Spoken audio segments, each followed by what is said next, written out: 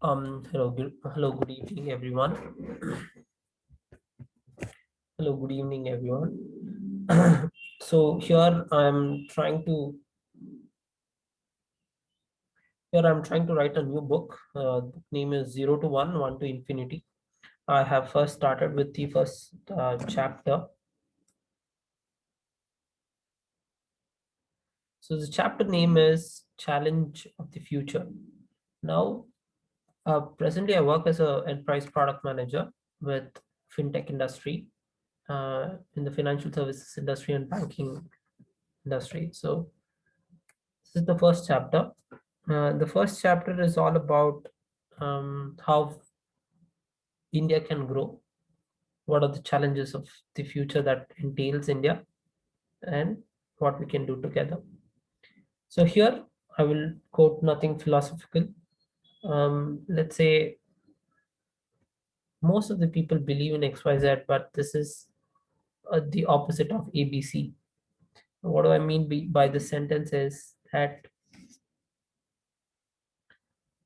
I mean, it is a little philosophical in the sense that most people believe in something, but exactly of that something that happens in the reality. So the world is going to change in the next 100 years, but who is going to be the driver of that change is a question. Most of the reports in the world uh, says that India is going to contribute um, in the GDP space. We are one of the top five economies of the world, but going forward, we'll be one of the top three economies of the world. So I have a simple graph here which shows vertical or intensive progress, that is doing by doing new things, and then there's a horizontal and extensive progress. Now, vertical progress is all about doing new things, researching, coming out with new stuff, and all of that. Horizontal processes, if you have found a new way, just replicate the new way. I'll give you an example. Let's say in 1960s, there was a factory which made typewriters, or an invention of typewriters was made. But the here I would like to explain the two concepts of horizontal and vertical progress. Horizontal progress is you have one typewriter, you go to a factory, ask the factory to manufacture 100 typewriters. That becomes your horizontal progress. But you think a little bit, what does the input of a typewriter is and what is the output of a typewriter? Input is your keypad and key buttons. Output is your words and sentences on a sheet of paper. So instead of going to a factory and building a typewriter, hundreds and thousands of typewriters and selling it to everyone, the vertical progress will be to invent a word processor. So that is what I'm trying to say here is technology versus globalization.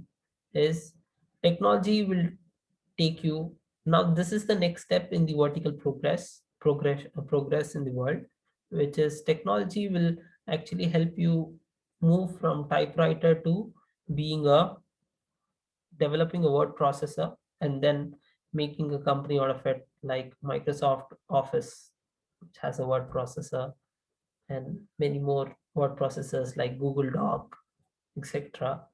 But globalizing, once you have made technology with the help of internet, you can spread it to the next level. Now, today, what China is doing is they are brilliant at the copying model. They go find something which is successful, replicate it hundreds and thousands of times in their factories and in their organizations, and they serve their own market. Are they changing the way the existing things are there? It's hardly true. So horizontal progress today you see is China, and vertical progress today is all the technology and the IT centers of the world. IT data centers of the world. Two best examples is San Francisco and Bangalore. So, I mean, most people think that you know, China, which is kind of doing well on in terms of replicating stuff, that is nothing but globalization, as I call it, uh, is actually doing the sameness of many successful things that are there in the society. So we are in this first chapter, we are fighting towards the main broader clash between globalization versus technology progress. So spreading the old ways to create wealth around the world will result in devastation and not actual riches. One of such examples is with China, which has created a lot of apartment complexes and even cities where actually no people live. Is something that we see mostly in the internet and newspapers. So now what happened with societies that has gone by is that our ancestors lived in zero sum societies where the meaning of success meant seizing the things, fighting for resources, and having the same resource as someone who is successful. Let's say if a neighbor had a very beautiful car, um, so our ancestors' definition of success is that even I want to get that, right? Or they lived in a zero sum game in simple sense. So this has breathed a lot of communal tensions in fighting for resources.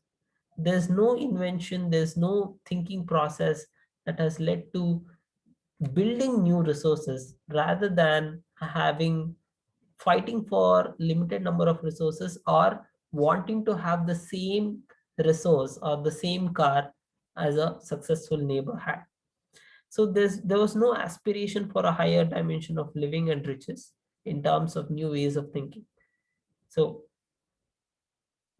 our ancestors have moved from primitive agriculture to medieval level windmills, and now it is our time to take it to the next level of engineering and technology innovation.